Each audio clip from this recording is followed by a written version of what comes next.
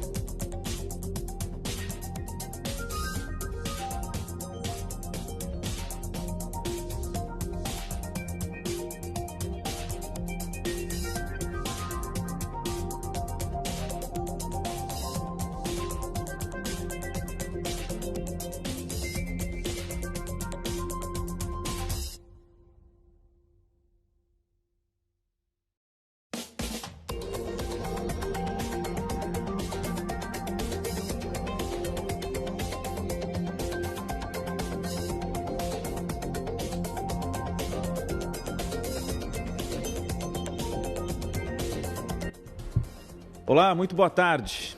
Futebol brasileiro já tem 117 clubes transformados em SAF, segundo o levantamento do Instituto Brasileiro de Estudos e Desenvolvimento da Sociedade Anônima do Futebol. Essa pesquisa inclui times de todas as divisões e até aqueles clubes sem divisão. Na prática, a SAF permite que os clubes, antes associações sem fins lucrativos, passem a funcionar como empresas, com gestão profissional e atração de investidores. Mas quais são os prós e contras da SAF? Você se importaria se o seu time virasse uma empresa em troca de mais dinheiro no futebol? E como a legislação regula tudo isso? Esse é o tema do Conversas Cruzadas de hoje, que começa agora.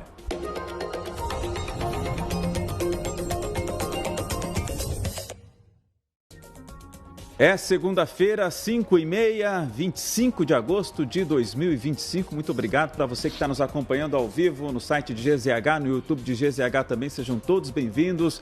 Olha, hoje a gente vai fazer um programa aqui para tirar as dúvidas o máximo possível desse assunto tão complexo que é a SAF. Então o chat está liberado para você também mandar a sua dúvida, a sua opinião, a sua pergunta.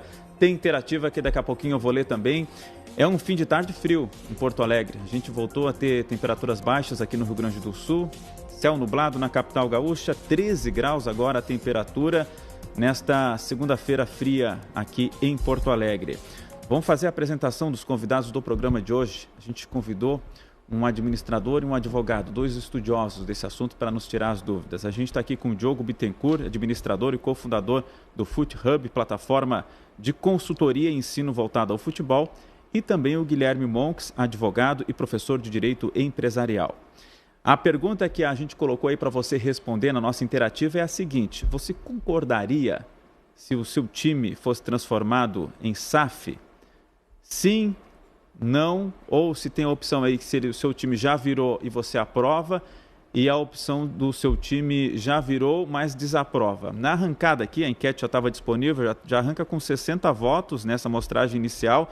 57% está aprovando, 40% reprovando, já virou e aprovo 2%, já virou e desaprovo também 2%. E a primeira mensagem aqui no chat do Kink, depende. Muita gente não tem opinião ainda porque é um assunto complexo. Quem sabe ao longo do programa você vai formando a sua opinião aí. Então é o seguinte, a gente vai começar falando da legislação aqui no Brasil. A gente pretende deixar esse programa aqui, inclusive, como uma consulta aí para você compartilhar, para você depois pesquisar e encontrar aqui no nosso programa as dúvidas que muita gente tem. Vou começar aqui com o Dr. Guilherme Monks, que vai explicar para a gente a legislação. Guilherme, por que hoje no Brasil é permitido que um clube vire uma empresa? Aliás, esse é o senso comum e eu acho que está correto. Basicamente é um clube de futebol que a gente conhece, que a gente torce, que é administrado, né, conforme os seus regimentos. Tem normalmente um presidente, um vice de futebol, um diretor de futebol, um executivo, tem lá toda a comissão técnica. E a ideia de que com a SAF esse clube vire uma empresa. Aí no primeiro momento muitos se assustaram com essa ideia. Não quero torcer para uma empresa, quero torcer para o meu clube. O clube é de todos, é do povo, não é de um empresário. Mas aos poucos essa ideia foi se tornando mais comum aqui no Brasil, as pessoas estão se acostumando. No Rio Grande do Sul já há muitos torcedores de Grêmio e Inter que já gostariam, já cogitam ter o clube se tornando SAF. Isso a gente vai avançar mais um pouquinho para saber dessa possibilidade. Mas juridicamente falando, Guilherme, por que é possível que um clube vire SAF? Que legislação é essa? Boa tarde, muito obrigado pela presença. Boa tarde, Léo. A satisfação estar aqui conversando com vocês. Boa tarde, Diogo. Prazer te conhecer. Creio que vamos ter uma conversa bem legal, bem bacana. Eu, Léo, peço perdão, peço vênia de saída se eu já usar alguma palavra, algum termo de juridiquês, que eu sei que isso não é muito bom, mas aqui é importante que a gente tenha alguma noção técnica, principalmente porque eu tenho visto, com relação à SAF, existe algumas questões do senso comum que mais atrapalham que ajudam, né? Então, a primeira coisa que nós temos que entender é que, em 2021, o legislador aqui no Brasil, através de um projeto de lei de iniciativa do Senado, do senador Rodrigo Pacheco, à época, teve a iniciativa de copiar ou de usar como modelo legislações, especialmente no mundo europeu, que criavam essas possibilidades no sentido de atrair investidores para trazer uma gestão, vejam bem, uma gestão mais profissionalizada para os clubes de futebol. Aqui é o primeiro ponto que nós temos que desmistificar. O clube não vai deixar de ter as suas raízes históricas, intrincadas, arraigadas na sociedade e no contexto histórico brasileiro do seu torcedor. Em verdade, ele vai ter regras de governança mais profissionalizadas, com amparo na legislação, e nesse ganha-ganha entram os investidores que vão poder ter um retorno sobre o seu capital.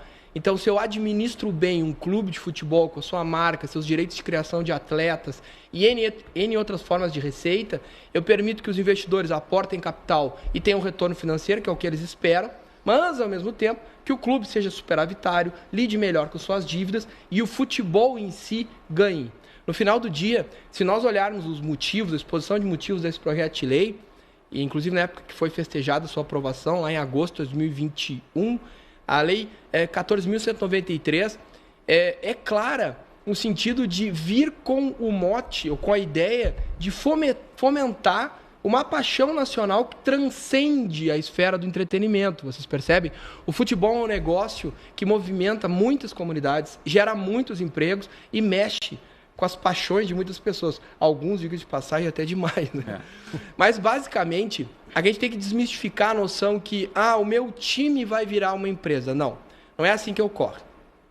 Até pode ser se o time iniciar como uma empresa, sim, que é uma das formas de constituição de SAF. Aliás, nem precisava ter a SAF se um time novo quiser iniciar como uma forma empresarial. Por exemplo, o Red Bull, que se organizou no interior de São Paulo, depois adquiriu os direitos com relação ao Bragantino e também o Cuiabá, lá no Mato Grosso.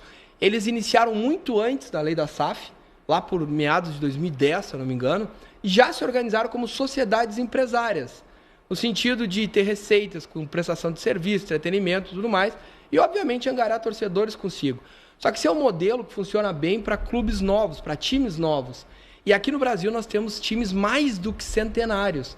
Então era preciso, e aqui a legislação foi bastante novidosa, permitir que fizesse a ponte entre os times que já existem e essa gestão mais profissionalizada, mais organizada. E essa ponte legal foi a SAF. Por quê? Eu vou ser claro. Imaginem, então, um clube que já existe. Eu vou pegar exemplo, Esporte Clube Internacional, que inclusive esse assunto está em discussão, se eu não me engano, por sua diretoria, seu sócio, obviamente, pretende se transformar uma SAF. Como é que ficaria? Pela legislação, haveria, vejam bem, imaginem que o clube fosse uma barra com todo o seu patrimônio. Se permitiria que um pedaço desse patrimônio fosse vertido para uma sociedade anônima de futebol, que nada mais é do que uma sociedade por ações, nos termos da Lei 6404, mais especificada para atividades de futebol. Então, toda a SAF é uma SA. Lembra das SA que a gente conhece, que protege os investidores? São sociedades bastante antigas. Então, o clube pode verter todo o patrimônio vinculado ao departamento de futebol. Mas o clube segue existindo. Mas, então, uma SAF da qual o clube tem uma participação acionária de controle, porque a lei diz que tem que se emitir ações ordinárias classe A, ou seja, ações que dão direito a voto, que dão direito à deliberação, e o clube fica com essas ações consigo. O clube, então, uma associação sem fins lucrativos, que gere, que trata aquele futebol desde há muito tempo, agora, então, pode criar uma SA, passar para ela, verter o patrimônio, departamento de futebol, estádio, centro de treinamento, por aí vai, direitos sobre marcas, para essa sociedade anônima de futebol, organizada pela legislação, que então vai ter no seu quadro acionário, Léo, Diogo, investidores, ou até pessoas físicas, se ela abrir o capital em bolsa, que pode, injetando capital, mas que vão gerir profissionalmente o departamento de futebol. E aí, obviamente, o que vai acontecer? Essa SAF, se bem gerida, vai ser capaz de gerar receita para ajudar a sanear as dívidas dos clubes. Dica de passagem, a grande maioria está altamente endividada. E também gerar receita de forma mais eficaz. E, obviamente, que os investidores vão ter um retorno sobre o capital que aplicam. Além disso, como é que o investidor tem retorno desse dinheiro? Como acontece numa empresa. Então, a SAF é uma empresa, uma sociedade empresária, ela vai ter receitas operacionais gerindo licenciamento de marca, por exemplo, venda de camisetas, N outros produtos com a marca do clube, formação e negociação de direitos sobre atletas, utilização dos espaços para shows, eventos, receitas com os tickets de venda de jogo de futebol, porque o futebol é uma atividade muito lucrativa. Se nós olharmos as ligas americanas, as ligas europeias, a gente sabemos que o que nós estamos falando. O problema é que os clubes brasileiros trazem uma herança de má gestão por estarem mal acostumados a sempre ter um favorzinho do governo, a sempre ter uma diretoria nada profissionalizada, um cara fazendo favor, que quer se promover. No momento que isso é gerido empresarialmente com controle, eu terceirizo, vamos dizer assim, o departamento de futebol para uma empresa que tem obrigação de operar no verde, ter receita para remunerar o seu acionista, e aí o principal acionista que é o próprio clube. Então vejam, além disso, a SAF criou um regime tributário específico, favorecido, né? E ainda permite que se emita títulos, eu posso referir daqui adiante, se vocês quiserem, para financiar a atividade de futebol. Então, o grande segredo, eu me arrisco a dizer, e é isso que o pessoal talvez tenha uma certa dificuldade, é refletir o seguinte, isso eu vejo em algumas discussões. Ah, não, mas no Brasil é possível criar uma empresa com atividade de futebol. Eu concordo, Mas como é que nós vamos resolver o problema, Léo, Diogo, daquelas associações ultra endividadas?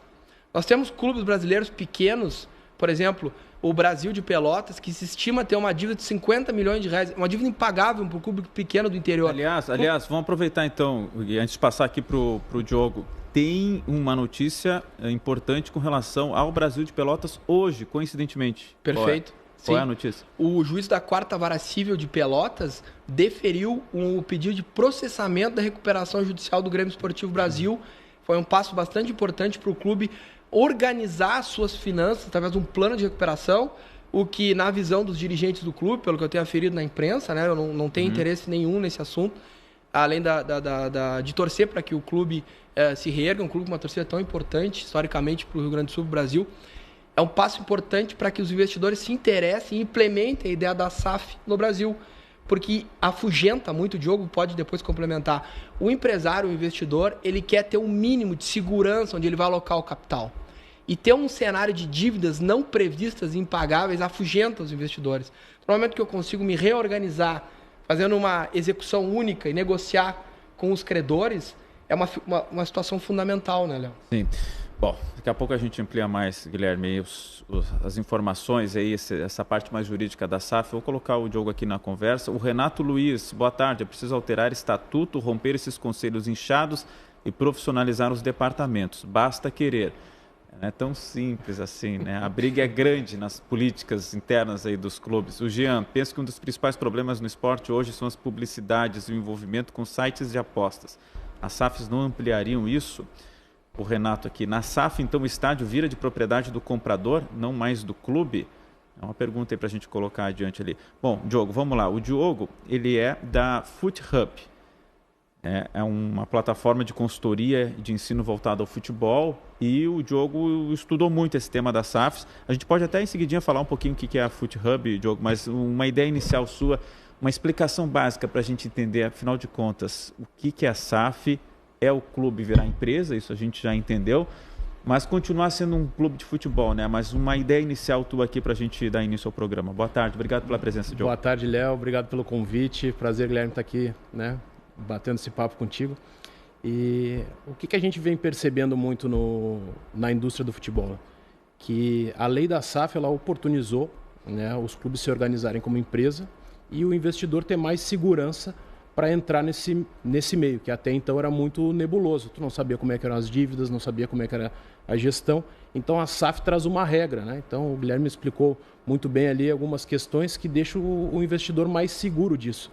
Só que isso não te garante, né, e não te dá certeza que o clube vai ter uma gestão profissional.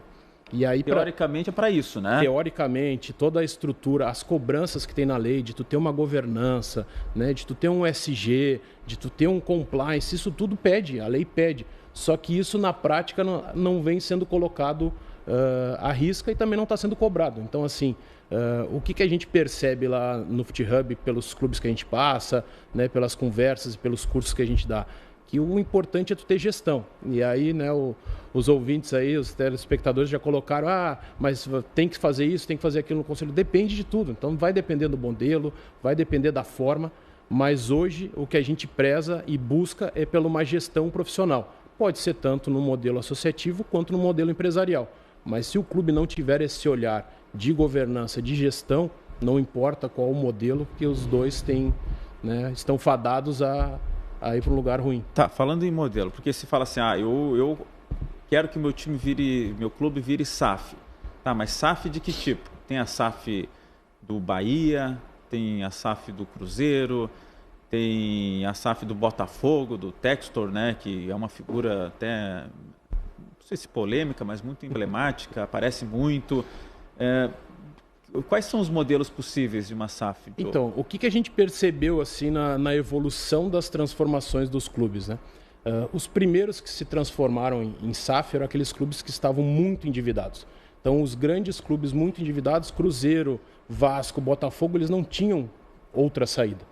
Então, eles chegaram no conselho e falaram, olha, a única saída ou a gente fecha, né? Não tinha dinheiro para pagar uma conta de luz. E eles entraram em recuperação judicial, então, como o Brasil de Pelotas está entrando. E aí acabaram passando por esse modelo. Então, o Vasco passa por uma recuperação judicial, né? O Botafogo, todos esses clubes, eles acabam indo para esse modelo de negociação.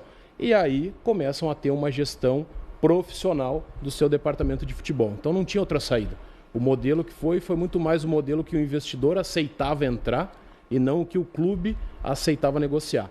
Aí a gente tem outros clubes que estavam politicamente apaziguados que foram organizar também a sua gestão. Então o Atlético Mineiro, ele tinha uma dívida muito concentrada com os seus, no caso ali, os seus mecenas, né? Então o pessoal que investia no futebol do clube. São os torcedores que têm muito dinheiro. Que têm muito dinheiro, então, e foram investindo, trouxeram o Hulk, investiram no estádio, então colocaram muito dinheiro no futebol, até que chegou um momento que a dívida era tão grande que eles tiveram que negociar a participação e transformação das ações. A dívida com eles mesmos. As dívidas, como era muito centralizado, eles acabaram fazendo essa transformação e depois foram ao mercado. Fala que, já que a gente está falando do Atlético Mineiro, se fala que a dívida hoje do Atlético Mineiro é gigantesca. Passava de 1 bilhão, mas tinha a questão do estádio dentro, tinha a questão de outros investimentos, então isso eles acabaram organizando ali como próprios credores dessa dívida, né? Então, esse segundo movimento eram desses clubes que estavam apaziguados politicamente, né? Então, a gente vê um movimento também do Curitiba fazendo essa transição. Curitiba já é SAF? Já é SAF, já foi investido. Já fazem, acho que 2 anos já que a Tricorp é a majoritária. E depois começam a vir os clubes que têm uma organização, uma gestão já profissional e começam a ter lucro. Então, por exemplo, Fortaleza e Atlético Paranaense se transformam em SAF e detêm os 100% das ações da SAF, para, no momento oportuno, negociar da maneira que mais convém para eles. Quais são Fortaleza e Atlético Paranaense? E Atlético Paranaense. Então, esses dois clubes... Como que vira SAF e tem 100%? Então, eles fazem a transformação no conselho, né? Então, passa pelo conselho, aprova essa transformação e, juridicamente, eles se transformam, né, numa empresa. Então, eles eram uma associação, passa a ser um CNPJ de uma empresa. Mas quem coloca dinheiro? Então, nesse caso, a própria associação continua mantendo a gestão. Tá? Mesmo formato que era antes, só que agora eles têm mais segurança para ir a mercado num banco e ter garantias, eles têm mais segurança de negociar recebíveis no mercado financeiro, e isso dá para eles uma oportunidade, um ganho financeiro de negociação. O que eles estão... No caso deles, não teve assim, um investidor? Não teve um investidor. O que eles estão vislumbrando agora? Como eles têm lucro, eles têm uma capacidade de negociação muito melhor no mercado. Então, eu posso ir lá no Léo e falar, Léo, eu te vendo 10% das minhas ações por tantos milhões. E aí eu consigo colocar um preço nesse valor. O Vasco, o Cruzeiro, o Botafogo, eles não conseguiram negociar o preço. Eles simplesmente aceitaram as condições que o mercado estava trazendo para eles. Então, eles estão no momento de negociar muito mais vantajoso do que esses clubes. Mas assim, voltando, falando para pessoas leigas que não entendem muito desse assunto. Perfeito. Virar SAF significa alguém vir e comprar até 90%, é isso? Não pode comprar 100%, né? O que o Diogo está falando, isso é muito comum, inclusive vários clubes europeus operaram assim. A gente tem que entender, de novo, eu repito, que a SAF é uma sociedade anônima de futebol, é uma empresa, uma pessoa jurídica diversa. Então, o clube pode fazer aquilo que eu referi antes, cindir o seu patrimônio, parte dele, o patrimônio vinculado ao departamento de futebol, que é o que a lei vincula, para essa sociedade anônima de futebol. Só que quando o clube faz isso, ele fica, nesse exemplo que o Diogo está dizendo, dono de todas as ações dessa SAF. Então, a questão fica unificada. Segue existindo a pessoa jurídica da associação, que é o clube, e agora, com esse registro, eu vou ter uma sociedade anônima de futebol. E essa associação, o clube, tem todas as ações da SAF. Então, não houve aqui nenhum investimento nesse momento. O exemplo que o Diogo mas no caso que há um investimento, vamos supor que o Botafogo ou vamos supor que o Inter ou o Grêmio queiram virar. Esses clubes, eles têm que ter um valor, o Inter custa X reais, para alguém chegar e dizer, quero comprar, entre aspas, o clube ou as ações, ou enfim, como é que funciona isso? Tem que ter um valor o clube ou não? O que a gente escuta muito no mercado, né, Léo? A gente ouve-se muito a questão do valuation, né, que é quanto vale uma empresa. No mercado corporativo, isso é muito claro, porque as empresas têm uma organização, têm uma questão contábil, tem uma questão fiscal muito mais rígida do que um clube. Então, um clube de futebol hoje ele não tem um fluxo de caixa tão estabelecido quanto uma empresa, digamos assim, normal. Né? A questão dos teus ativos no futebol são muito mais intangíveis do que numa empresa. Então, assim, quanto vale um jogador na base? Né? Como é que tu calcula isso? Então, tem várias maneiras de tu chegar nesse número. Então, o que a gente lá no FutiHub vem estudando e vem identificando? Né? Que essa negociação do clube com o investidor, ela precisa, na verdade, olhar para o futuro e não olhar para trás e ver quanto que eu tenho de ativo, quanto que eu tenho de estrutura, quanto que eu tenho de patrimônio. Por quê? Porque é quanto eu vou reger essa relação com o meu investidor para o futuro. Então, a primeira coisa que a gente coloca lá, que é um tripé, é a perenidade. Né? Então, eu quero um parceiro que venha aqui e consiga ter condições de tocar esse futebol para sempre, entendeu? Eu, o clube, né? Eu, o clube, né? Que esse parceiro vai vir aqui e vai gerir o clube tendo uma continuidade, não é uma coisa que vai ser assim, vai começar agora, daqui a 2, 3 anos eu vou embora. Pode ser um grupo de empresários, pode ser um grupo City aí da vida, pode ser um bilionário como o Jogo Textor. Pode abrir o seu capital na Bolsa de Valores, inclusive, se tornar uma sociedade anônima aberta, o que já acontece com alguns clubes europeus. Aqui no Brasil, nenhuma tomou espaço. Mas eu já ouvi entrevistas com o presidente do Atlético Paranaense e eles claramente colocam essa questão. Que esse é um dos modelos. Se a SAF é bem administrada, é superavitária, tem receitas positivas, a agremiação, o clube está sob controle com o seu endividamento, o mercado vai começar a olhar com bons olhos, assim como olha para alguma empresa, e vai querer receber dividendos, assim, distribuição de lucros daquele resultado. Então... Eu fico imaginando, porque o mercado financeiro ele já é algo assim muito nervoso. E aí tu envolve o futebol no meio ainda, acho que deixa... O mercado, quem investe no mercado financeiro em ações, procura empresas bem administradas, com endividamento sob controle. E aqui a gente ainda tem o empurrãozinho do clube de coração. Sim, o investidor que talvez teria uma exigência enorme de retorno sobre o capital, talvez lá no clube dele ele já olha, se eu ganhar da inflação, tá bom. E se nós olharmos os cases no exterior, por exemplo, muito interessante o caso da Juventus, existe uma família que controla, eles controlam uma empresa que tem várias ações da sociedade anônima, ainda tem participação, o Liverpool acontece a mesma coisa. É porque aqui a gente tem que entender que nós estamos diante de uma mudança de paradigma. O que acontece? O direito discute muito isso. A gente está acostumado com esse cenário do futebol atrelado à paixão, a trabalhar de graça, a entregar, a sangue, suor e paixão. Já é um erro, né? Como é que o cara vai ser presidente de um clube com 10 milhões de torcedores, movimentam uma fortuna e não ganha nada por isso? 500 milhões mas esse é o questionamento. Será que não existe um meio termo? E é isso que a legislação quis fazer. Ela quis fazer a ponte. É evidente que um clube de futebol não se adequa a uma regra normal de uma empresa. E não pode, porque senão nenhum duraria 100 anos. É a paixão do torcedor que leva aquilo adiante.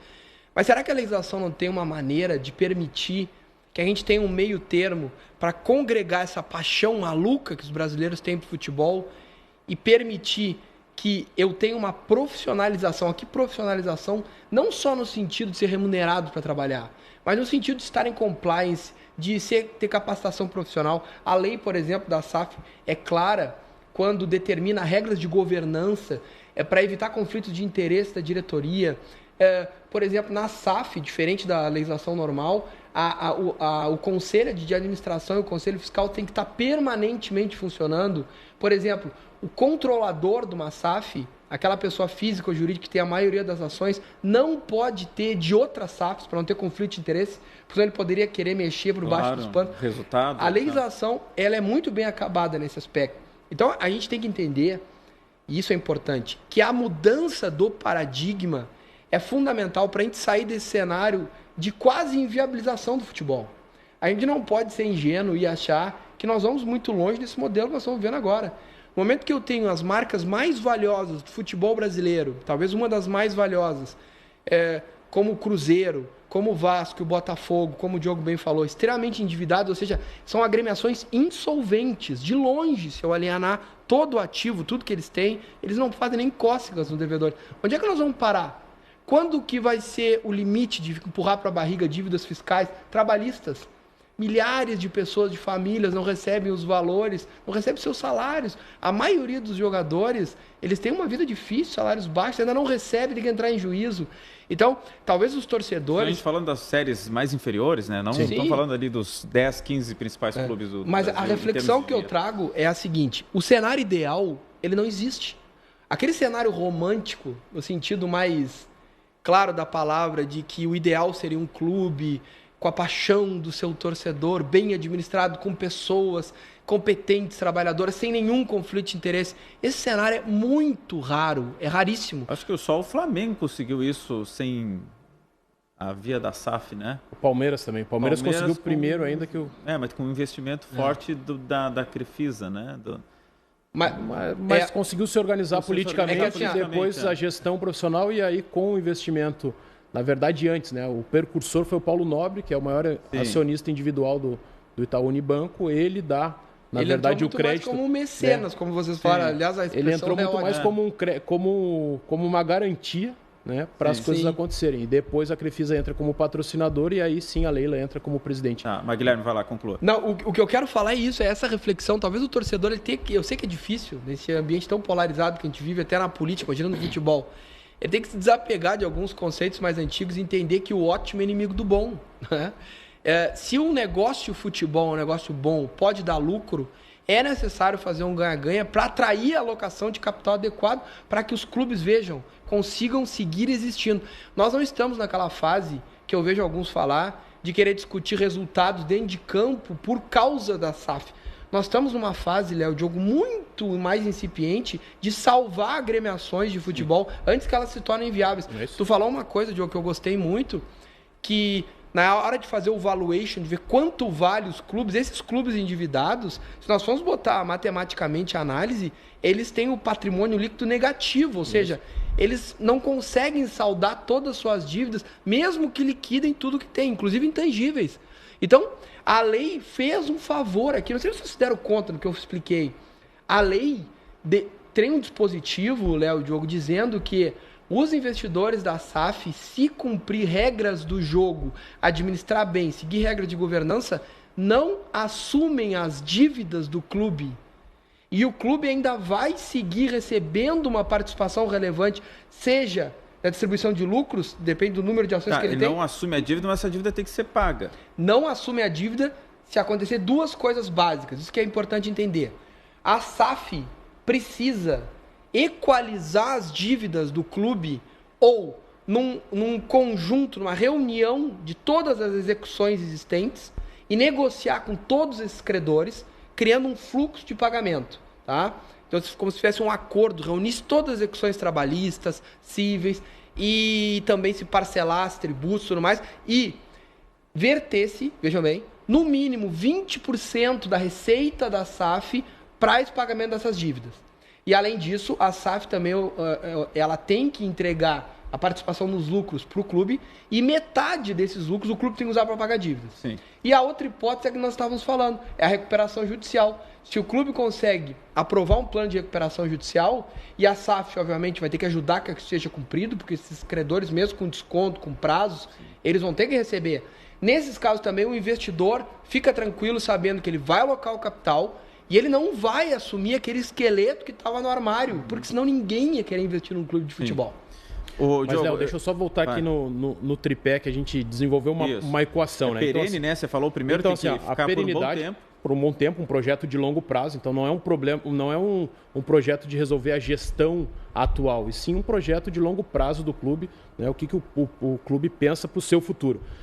Ser competitivo. Então, assim, esse meu investidor tem que garantir que eu vou ter condições de estar chegando nos campeonatos. Então, essa é a minha negociação. Ele não tem como garantir que ele vai ser campeão de todos os campeonatos que vai jogar, mas ele vai ter que ter condições de estar buscando essas... Então, assim, se eu estou na Série B, eu tenho que ter condições de competir na Série B. Se eu estou na Série D, competir na Série D. Se eu estou na Série A, eu vou ter que me colocar. Quem são os meus competidores hoje? Então, eu estou mirando hoje o Flamengo, o Palmeiras, o São Paulo, e eu vou ter que equacionar essa diferença financeira para chegar lá. E o terceiro tripé é o da sustentabilidade, que era o que a gente estava falando. Tudo isso tem que ser sustentável financeiramente, né? A questão social, a questão da estrutura de governança, né? O compliance. Então, isso tudo tem que acontecer na gestão. Então, com esse tripé, eu olho para frente. E aí eu vou olhar e mirar quem eu quero chegar. Eu quero chegar próximo do Palmeiras. Pô, o Palmeiras hoje está faturando 1,2 bi no ano. Então, os nossos clubes aqui estão faturando na faixa dos 600. Então, como é que eu faço para ter essa equiparação financeira? Eu vou ter uma suplementação do investidor, eu vou ter uma garantia que eu vou ter mais condições de competir nas negociações, na infraestrutura e tudo isso. Mas então, como é que funciona dentro do clube, Diogo, isso? Porque assim, eu, como um amante do futebol, como um torcedor que sou, eu estou cada vez mais me convencendo que, por exemplo, no caso do Inter, seria um único caminho para conseguir voltar a competir, não ser mais coadjuvante nas competições. Mas como é que funciona dentro do clube isso para ser aprovado? Grêmio e Inter estão discutindo isso, né, internamente, aí se faz discussão. Aí isso vai depois precisa ser o quê? Aprovado num conselho do clube? E quem é que depois senta com o investidor? Ou os investidores se oferecem ou não? Ou o clube diz, olha, nós aceitamos virar SAF, agora queremos ouvir propostas. Assim, bem na prática, como é que... A primeira análise que deve ser feita é dentro do próprio clube, com seus associados, obviamente com a sua diretoria, com o seu conselho. Tem que haver uma deliberação por parte do clube, com o quórum de acordo com o estatuto vigente, determinando essa conversão, no caso do Inter, com certeza seria aquele modelo que eu falei de cisão de parte do patrimônio para o departamento de futebol. Tendo isso sido deliberado, o clube então vai proceder e criar a SAF através de uma ata de fundação com a qual vai ter um estatuto específico da Sociedade Anônima de Futebol e ela vai ser registrada na Junta Comercial do Rio Grande do Sul. Aí, no mínimo, o Esporte Clube Internacional, no nosso exemplo, tem que ficar com 10% de ações ordinárias classe A, no mínimo, pode ficar mais ou pode ficar com tudo. E as outras ações, ou de saída, já pode haver uma integralização, uma subscrição, que a gente chama dos investidores, eles já entrar na formação como acionistas, ou o clube toma esse passo com esse registro, primeiro cria a SAF e depois elabora um valuation, vai a mercado, tentar encontrar investidores que queiram pagar o mais possível por ações da companhia recém-criada, que é a SAF, vinculada ao internacional, e aí ele vai tentar levantar o maior valor possível de capital, de acordo com esse valuation. Só que, de novo, vejam o que nós estávamos analisando.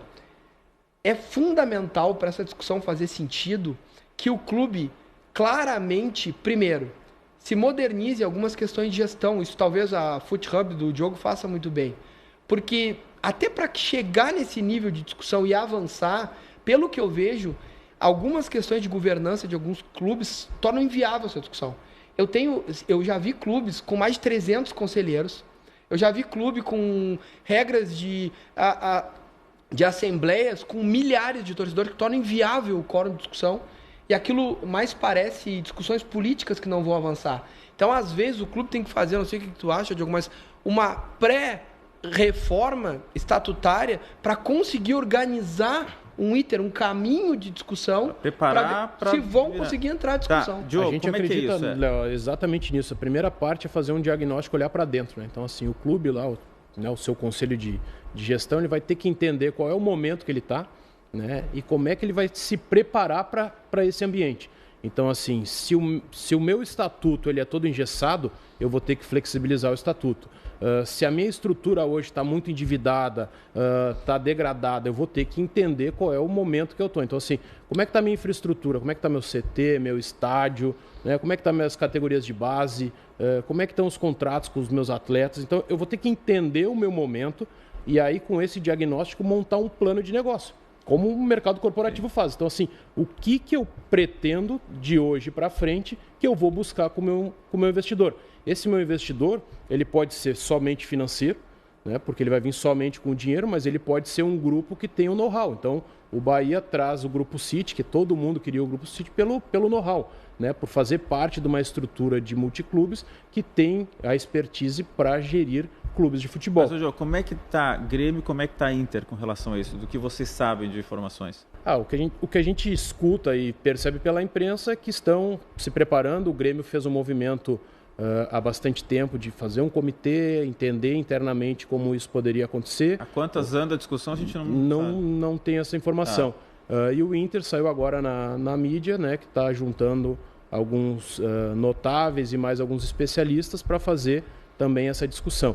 Então, assim, eu acho que esse é o primeiro ponto. É entender e falar assim, nós temos condições hoje de se tornar SAF nesse modelo que a gente está hoje. Vou precisar me preparar, vou precisar organizar, vou precisar trazer uma consultoria externa, vou precisar trazer... Tem algumas empresas no mercado que fazem só essa reestruturação de dívida. Então, prepara isso, deixa isso pronto para quando discutir a SAF, isso já está encaminhado. Então, isso também é um modelo que acontece muito. E isso acaba andando muito tudo junto, né? Não é uma coisa assim, faz esse, faz... Não, já vai andando a dívida, já vai vendo no mercado investidor, já vai vendo a questão do conselho do estatuto e aí tudo isso vai andando junto. É que tem uma análise ampla a ser feita por vários aspectos dentro do clube, né? Se contratar o Diogo, o Guilherme, eu acho que é meio caminho andado aí, né? O clube já consegue solucionar isso. Olha só, são 6 horas e 5 minutos, a parcela da nossa interativa está a seguinte: você concordaria que seu time fosse transformado em SAF? Por enquanto, o sim está ganhando, com 55%. Se fizesse essa pesquisa aqui há uns 3, 4 anos atrás, ia dar um resultado bem diferente, né? Nos últimos anos, as pessoas têm se acostumado com isso e têm enxergado na SAF a única alternativa, quem sabe, para salvar o time. Então, 55% concordaria, mas ainda tem 42% que não concordaria que seu time fosse transformado em SAF. 1% já virou e aprova, 2% já virou e desaprova. Sim, então, aqui na frente. A gente tem um minutinho para fazer de intervalo. Na sequência, aí, o Diogo vai explicar para a gente os modelos de SAF que existem hoje no Brasil e o que poderiam se adequar a Grêmio ou Inter, por exemplo. Um minutinho, a gente já volta.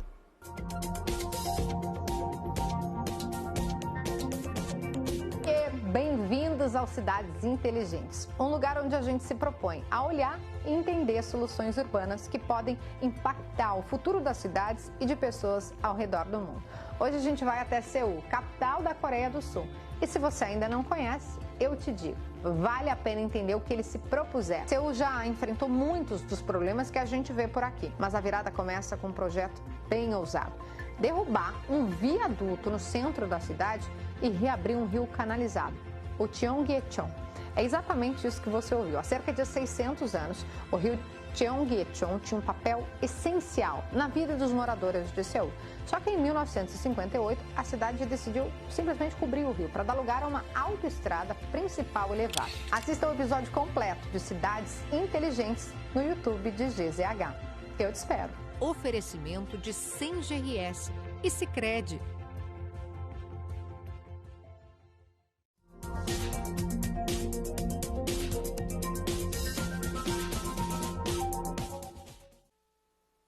De volta com o nosso Conversas Cruzadas, aí você viu o recado da Kelly Matos e os Cidades Inteligentes. No programa de hoje a gente está falando sobre SAF, que é um assunto complexo, mas estamos tentando traduzir um pouco e fazer com que você que está nos assistindo entenda também e informe a sua opinião, se você acha que o seu time deve ou não virar SAF.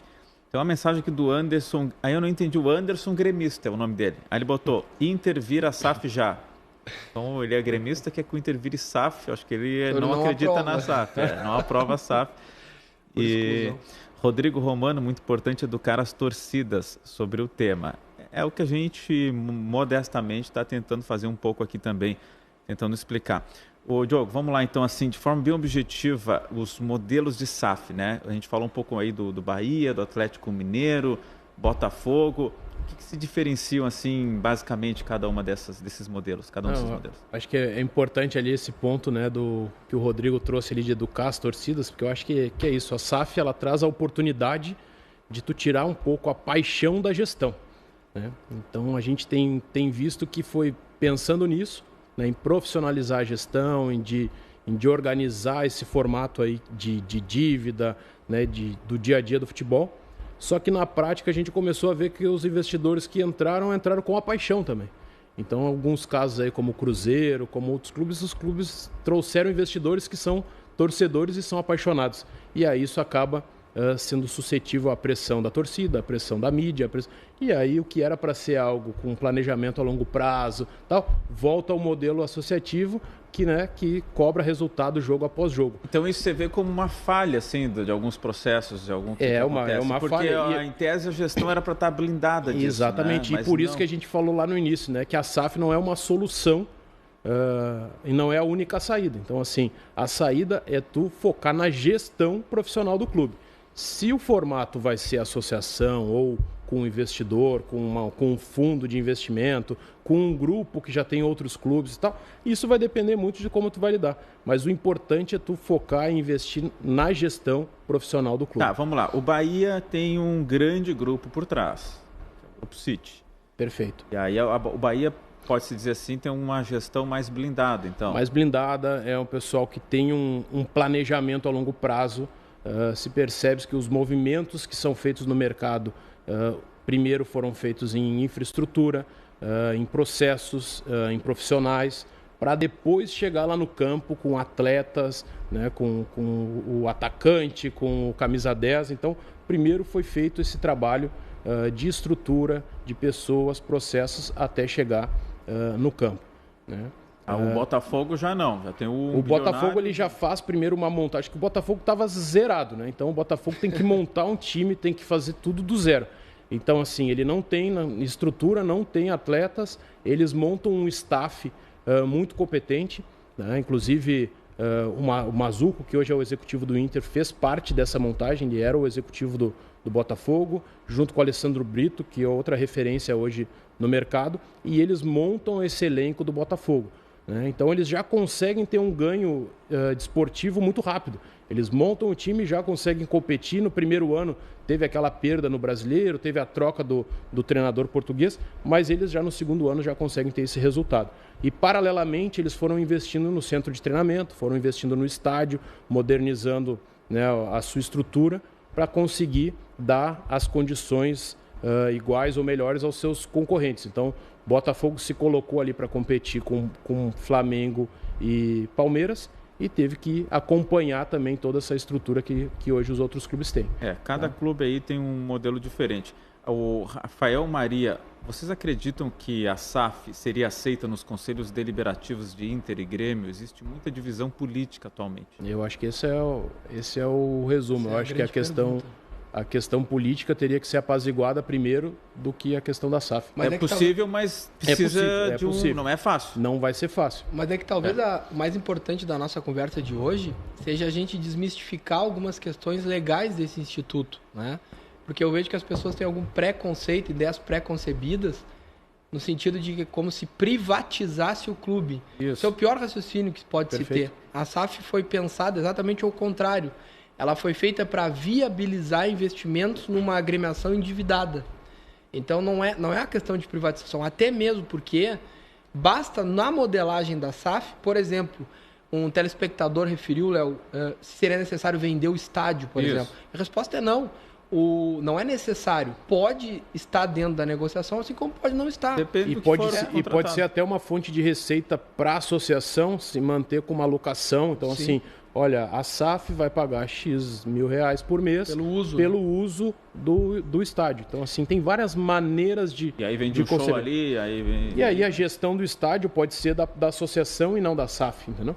Por exemplo, e essa questão da questão de aprovar ou não nos conselhos, a gente há uns anos atrás não imaginaria que o Grêmio e o Inter fariam o que fizeram para construir os estádios. Uma coisa extremamente inovadora, o Grêmio e o Inter utilizaram uma figura do direito civil recente, que é o direito real de superfície, ficaram com alienações fiduciárias que toda a gleba, tudo que estava construído em cima dela, ficava em favor de empresas que detinham. Eu poderia juridicamente analisar que foram alienados os estádios, né? E aquilo viabilizou um grande avanço para os dois clubes. Para o Internacional, um avanço foi enorme no Beira-Rio. O Grêmio também teve um probleminha com as questões de administração da arena em si, que agora está se encaminhando, agora, ao que parece. Mas essa questão, a questão da informação e entender a SAF como uma ferramenta para sobrevivência e crescimento do clube é importante. A SAF não é uma ferramenta para enriquecer meia dúzia de pessoas, muito pelo contrário. Porque quem investe nisso, como o Diogo já falou, são investidores que têm uma expertise muito específica, são investimentos de longuíssimo prazo e é um ganha-ganha claro. Em nenhuma hipótese, só o investidor vai ganhar dinheiro e o clube não vai ser saneado e vai enriquecer. Não existe essa possibilidade. Porque a gente fala muito, Léo, que o investidor vai chegar no clube aqui com o dinheiro numa mão e vai gastar com a outra, porque é ele que vai definir. Se o clube não tiver negociado esse plano de negócio do que espera do investidor, é o investidor que vai definir como vai gastar o dinheiro. Então, assim, aquele presidente do clube, ele passa a cuidar de tudo menos o futebol. Então, se o clube tem outros esportes, se o clube tem uma sede social, se o clube tem outras questões lá, daqui a pouco tem lojas, tem restaurante, ele cuida daquela parte e não cuida mais do futebol. Então, dentro do futebol, como vai ser gasto isso vai depender de quem tem o controle acionário. Porque se fala muito, o Guilherme até comentou sobre o retorno que vai ter esse investidor, na valorização do clube como um todo. E se há um temor das pessoas de que o clube virando uma SAF vire um grande negócio e que daqui a pouco a prioridade vai ser vender um grande jogador para ter lucro e não ter um título. Se bem que com o título também, muitas vezes tem uma premiação grande também, tem retorno.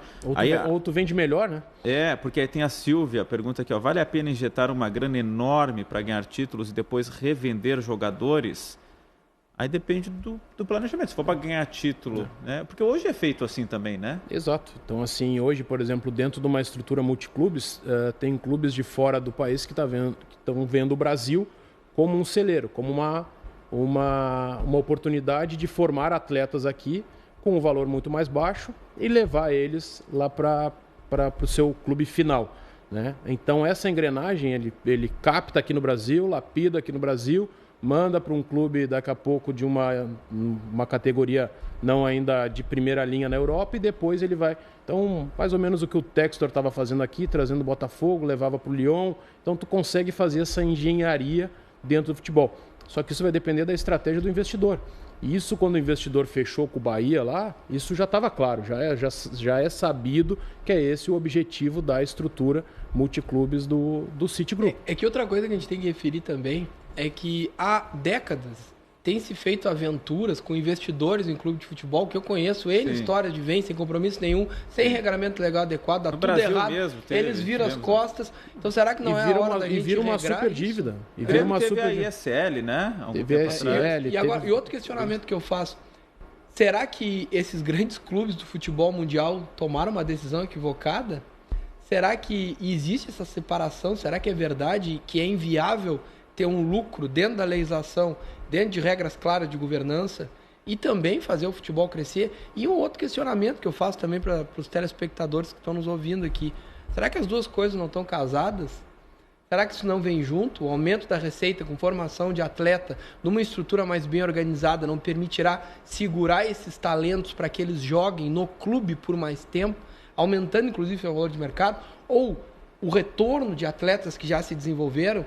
E, por fim, no final do dia, se nós formos ser pragmáticos, formos analisar os números, os clubes líderes do futebol mundial, se nós formos olhar os últimos campeões mundiais, os últimos campeões da Champions, quase todos têm essa organização de agremiações vinculadas a dar retorno para quem está apostando no clube, seja com o formato da legislação do seu respectivo país. Então, de novo, eu sei que essa conversa é difícil para algum torcedor mais apaixonado, mas é importante corrigir algumas rotas, porque nós estamos vendo que os clubes de futebol caminharam para um cenário completamente inviável. Há alguns anos atrás, foi necessário criar loterias, que a receita era vinculada ao clube para salvar os clubes, um regime tributário, um parcelamento enorme, que os clubes aderiram e a grande maioria foi excluído porque não conseguiu adimplir. Então, até quando isso vai acontecer? Se vocês olharem, e eu, como trabalho com advocacia, tenho essas informações, o número de reclamatórias trabalhistas que os clubes de futebol sofrem por, às vezes, não poder fazer contratos mais adequados, por não ter condições sequer de se defender adequadamente, é enorme. Então, a questão toda é que o problema da gestão incompetente de algo tão importante para o núcleo social está trazendo dano. Nós podemos, inclusive, discutir as formas pelas quais a SAF é organizada. É evidente que aqui no Brasil, num cenário tão apaixonado de Grêmio Inter, por exemplo, não vai funcionar aquele modelo que, por exemplo, o Inter fica só com 10% das ações e 90% fica nas ações dos investidores, inclusive com algum controle. Só que aqui eu quero, Léo, pedir licença para explicar outra preocupação da lei. Primeiro que outra coisa interessante é que a lei da SAF é permeada de regras específicas. Por exemplo, a SAF é obrigatoriamente necessário ter futebol profissional feminino. E também, se for gerir formação de atletas, também tem que ter feminino. Outra coisa, as SAFs especificamente têm uma vinculação com atividades sociais de engajamento da sociedade onde estão inseridos, inclusive com ex-atletas profissionais que inclusive estão com dificuldade de trabalhar como projetos, como técnicos em projetos sociais. E a SAF tem regras que protegem o clube, a história.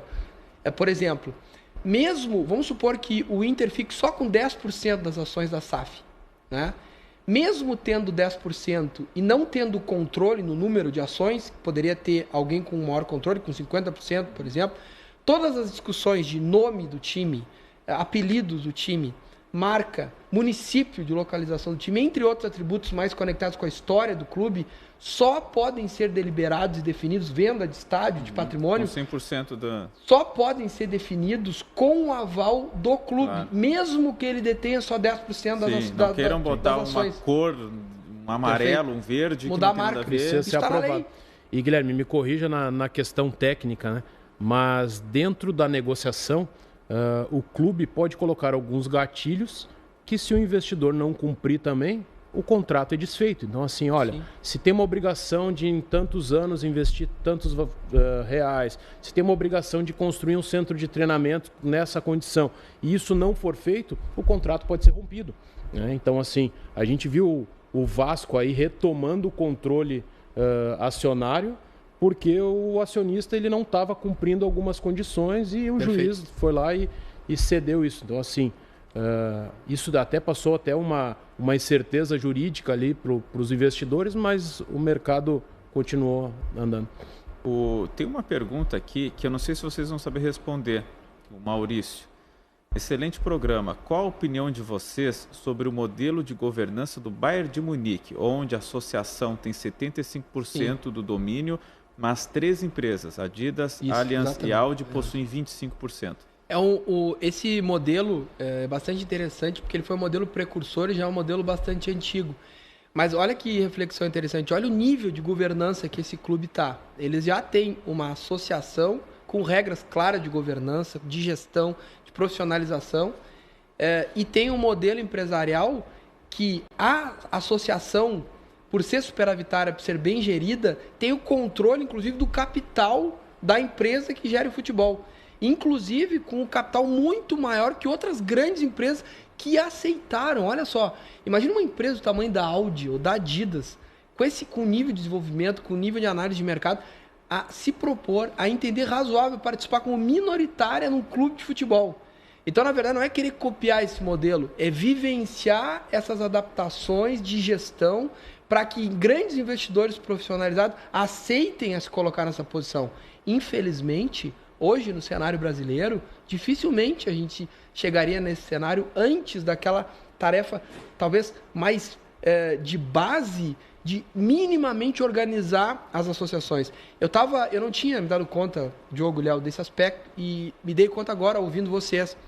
Essa necessidade desse trabalho pré-instituição da SAF, seja para gerir as suas dívidas, como o Brasil de Pelotas e outros clubes, seja para minimamente criar um modelo de gestão mais adequado dos seus estatutos como associação.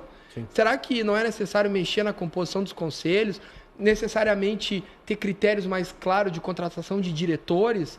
Outra coisa que eu vejo muito nos clubes, que é necessário mexer nisso também, conflitos de interesse. A gente tem cenários absurdos de figurões que querem se meter nos clubes para se candidatar a cargos políticos ou porque têm nitidamente interesses pessoais. Talvez os clubes tenham que fechar as portas para esse tipo de conflito de interesse, né? Antes de cogitar se tornar SAF. O Rafael aqui, a SAF é obrigada por lei a ter uma administração profissional ou o dono escolhe o CEO ao seu próprio critério? Zé, como fica isso? É que nem no mercado, né? Na verdade, o dono ele escolhe o seu CEO, escolhe os seus executivos. O que não quer dizer que não seja profissional. Mas exatamente. O que vai acontecer? Tu vai ter um sócio mesmo minoritário com 10% que vai cobrar o mínimo de uma gestão profissional. Então não adianta o John Textor chegar e trazer qualquer profissional que é porque é amigo dele, porque ele gosta da pessoa e ele não dá resultado na gestão. Então, assim, ele vai ser cobrado pelo percentual lá que ele tem como sócio a associação. Então, aqui o que funciona bastante é criar regras, por exemplo, em acordo de sócios, regras claras, pelas quais vão ser escolhidos. A lei das SA 6404 determina que toda SA, no mínimo, tem que ter um diretor que representa legalmente a entidade, o executivo. Mas é muito comum em empresas maiores, e essa SAF, por exemplo, do Inter já iniciaria gigante, ter um quadro de diretoria avançado. Então se criaria profissionalmente o diretor de futebol, o diretor financeiro, o diretor de gestão de pessoas e por aí vai. Mas isso dentro do clube? Dentro da SAF, com a participação do clube, de acordo com o que eu expliquei. Qual é um dos segredos da SAF que vai funcionar com estabilidade? É que o clube, ao fazer isso, faça de forma responsável para que a agremiação não perca o controle estratégico daqueles valores mais fortes, mais sagrados para si e para sua torcida. Por exemplo, a definição dos gestores do departamento de futebol, me parece que tem que ter uma regra que, no mínimo, o clube tem que ter um poder de veto ou ter uma ingerência forte nessa indicação. Só que isso vai ser construído. A legislação não chega nesse ponto. Sim, mas isso vai participar da discussão. Quem deve ser o CEO, quem deve ser, não diz isso. Não. Mas que é profissional, sim. Assim, nós podemos ter duas acepções da palavra. Profissional é quem é remunerado pelo trabalho. Tá. É óbvio que o executivo de uma empresa, uma sociedade anônima, vai ser remunerado. Sim. E agora tem um outro aspecto da palavra profissional, que é aquela pessoa extremamente capacitada, com conhecimento técnico, para gerir de acordo com os melhores interesses da instituição e não os seus atos. Mas a escolha dessa pessoa vai ser ou do investidor ou em comum acordo com o clube. Na verdade, tem um conselho de gestão que vai ter uma participação ali do investidor e do clube, de acordo com os seus percentuais, e esse conselho que vai acabar contratando seus executivos. Então, como uma empresa como mesmo. Uma empresa acontece. Aí, mas com um peso diferenciado, né, Diogo? Porque aqui o clube vai acabar tendo algumas exigências. Vai depender muito dessa questão. Quantos por cento o investidor tem, qual é o peso do investimento, a questão cultural, então assim, até onde vai esse peso do clube ali na Pois você uma discussão interessante. Na SAF, como é que fica o peso do clube nas ingerências sobre o técnico, aquele que está lá no dia a dia? O técnico não é. O gestor é o cara de direção. O gestor manda tirar, zero. A associação tem zero. Essa é uma questão que tem que estar muito clara. Ela pode opinar e questionar lá no conselho de gestão, dizendo, olha, não está de acordo com a nossa estratégia, não está de acordo com... Mas assim, se contratou o A, o B ou o C, é zero. Inclusive, estaria descumprindo a lei, porque a lei fala que a SAF, isso é um ponto interessante, a lei diz que quando é criada a SAF e os direitos do departamento de futebol vão para a SAF, é ela que tem ingerência total. Inclusive, isso é uma discussão interessante, você parar para pensar, se um clube cria uma SAF no meio de um campeonato, como é que fica? A legislação traz a resposta.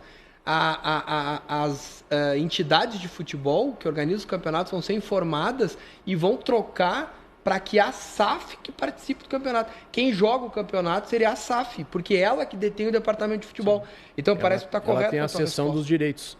Né? Perfeito. Então ela pega. Mas assim, a partir do momento que foi concebido, Léo, essa estrutura societária, quem vai, né, decidir é o conselho de gestão. Então, hoje é muito comum a gente falar, são 5 cadeiras. Então vai ter 4 cadeiras do investidor, 1 cadeira da associação, dependendo dos percentuais vai ter 3 cadeiras, 2 cadeiras, e esse comitê que vai ter esse peso de definir quem é o CEO, quem são os executivos. Perfeito. E por aí vai. O pessoal está perguntando aqui, tem a pergunta do Caio e do Maurício vão no mesmo sentido. Aqui, na opinião dos especialistas, o que é possível para os clubes do Sul? Quais modelos podem servir para Inter e Grêmio? É que pela lei, como eu referi na Constituição, vou falar rapidamente, são 3 modelos. Ou a SAF inicia do zero, com um time que está começando, né? Ou o dispositivo lá do inciso 2 do artigo 2º refere que se faz essa cisão de uma associação do futebol, ou especificamente se transforma puramente toda a associação num outro tipo de societário. Mas por que vocês enxergam para o Inter? É o 2, é esse 2 aqui. É o que aconteceu com o Botafogo, é o que aconteceu com o Cruzeiro. É aquele modelo que segue existindo o clube e o departamento de futebol é vertido todo o patrimônio dele para essa nova empresa que vai passar a gerir o departamento de futebol. E a associação, a agremiação, o clube, vai ser acionista com todos esses direitos de controle, de veto que eu expliquei, nessa empresa. Sim. Esse é o modelo que me parece adequado. Mas tem outros modelos a partir disso também, né, a partir desse passo, tu define, né, o modelo. Agora a gente vai para a questão comercial. Perfeito. Entendeu? Então, assim, o que eu quero desse meu investidor? E aí a gente vai para aquele tripé novamente. Então, eu quero ser competitivo. Tá bom, ele vai me garantir a suplementação orçamentária. Mas para o Inter e para o Grêmio, qual seria o que Mas você é que não acha? tem um modelo pronto, né, Léo? Fica muito difícil assim a gente falar, esse modelo. Esse modelo ele vai ser negociado de acordo com todas as crenças, os objetivos, mas, assim, o diagnóstico. Teria que ser um modelo que equipare Grêmio e Inter a Flamengo e Palmeiras, aos que estão disputando título, que pudesse... Hoje vai ser muito difícil tu chegar com um modelo para chegar assim, eu quero ser o Flamengo, porque a diferença hoje de orçamento anual é muito grande. Então vai ter que ser feito um processo para atingir isso. Então, o que é mais fácil, né, para o Inter e para o Grêmio que ainda não se tornaram SAF? É identificar quais são as fragilidades. Hoje, o meu centro de treinamento, que falta para chegar num centro de treinamento que o Flamengo tem? Então é isso aqui que eu quero. Então, assim, o que falta de orçamento no futebol que o Flamengo tem? É isso. Então, eu vou fazer essa conta e vou levar para o mercado. O mercado vai olhar e vai dizer, olha só, essa conta aqui funciona ou não funciona, né? E aí vai estabelecer esses padrões. Só que isso vai ser muito mais de entender com quem que eu quero competir, o que eu preciso. Então, assim, eu preciso melhorar minhas categorias de base. Como? Então, assim, eu vou trazer as categorias de base para perto do meu estádio, vou ter um outro centro de treinamento. Como é que é esse modelo que eu vou montar? Tá, ô Diogo, tu que é mais ligado assim, a essas questões do futebol mesmo. Aí uma pergunta bem pessoal de impressão tua, de avaliação tua. Você acha que Inter e Grêmio vão virar SAF? Algum dia, ou tá perto, ou tá longe? Eu acho que algum dia sim, mas eu acho que tá bem distante aí. E quem estaria mais perto hoje? Eu acho que hoje o Juventude é o clube que está mais pronto, se a gente for analisar. Perguntaram aqui do Juventude, se alguém tem informações. Ele já vem no mercado trabalhando já há bastante tempo, já teve negociações avançadas com alguns investidores. É o clube que hoje está melhor gerido na questão de dívida, ele tem uma marca forte, ele tem uma questão cultural muito forte. Uma presença na Série A na razoável, Série A importante. Então hoje o Juventude é o clube que está mais pronto e tem feito negociações. Uma cidade pujante também. Tem a questão de ter a possibilidade de muitos atletas formados ali de terem a descendência italiana, a questão, né, portuguesa, alemã. Então, assim, é uma região que tem uma oportunidade muito grande na formação e o Juventude hoje seria o time mais pronto olhando para essa questão. Resultado final da nossa interativa. Já estouramos bastante aqui o programa. Já passamos das 6h30. Você concordaria que seu time fosse transformado em SAF? Sim, 56%. Não, 39%. 2% já virou e desaprovo. Não tem, deu 0% ali, já virou e aprovo. Então, 56% aprovando a transformação do time virando SAF. Ainda não é um número assim muito superior ao não, mas ainda assim está na frente. Eu tenho certeza que se fosse alguns anos atrás ia ser inverso isso. 15 segundos para o encerramento de cada um aqui. Guilherme, muito obrigado pela presença aqui no Conversas Cruzadas. Muito obrigado, a satisfação, estou sempre à disposição e quero reiterar que a Lei 14.193 foi uma revolução no direito empresarial brasileiro, porque ela conectou com a paixão nacional que é o futebol. E eu espero que o meu time de coração, Esporte Clube Pelotas, Valdo Cerulho, famoso Lobão da Avenida, faça esse caminho e se transforme numa SAF. Muito lucrativo. Vai ter que ir atrás do Chavante aí. O Chavante, pelo visto, está na frente aí nessa transformação. É verdade. Diogo, muito obrigado também pela presença aqui. Um abraço pro pessoal lá da Foot Hub. Não conseguimos falar muito sobre a Foot Hub porque o assunto tomou todo o nosso tempo e extrapolando, inclusive. Obrigado, valeu. Eu que agradeço o convite. Guilherme, obrigado aí pela conversa, pelo debate. E ficamos à disposição aí para voltar aí novamente a falar do Foot Hub. Mas eu acho que o importante aqui de tudo isso que a gente conversou é que a lei realmente traz uma oportunidade de ter um regimento mais claro e ter garantias para quem vai investir no clube, mas isso não é, né, uma garantia de sucesso. Então, assim, se a gente não tiver o foco na gestão, se não tiver o foco em olhar para a questão profissional do clube, não importa se é associação ou se é SAF, a gente vai acabar, né, ficando para trás. Muito bem, acho que conseguimos explicar um pouquinho aí desse mundo complexo da SAF. Curte aí a transmissão do programa, compartilha e o programa termina ao vivo agora, mas já fica disponível e gravado para assistir no momento que quiser. Muito obrigado pela audiência. Até amanhã com mais Conversas Cruzadas. Tchau, tchau.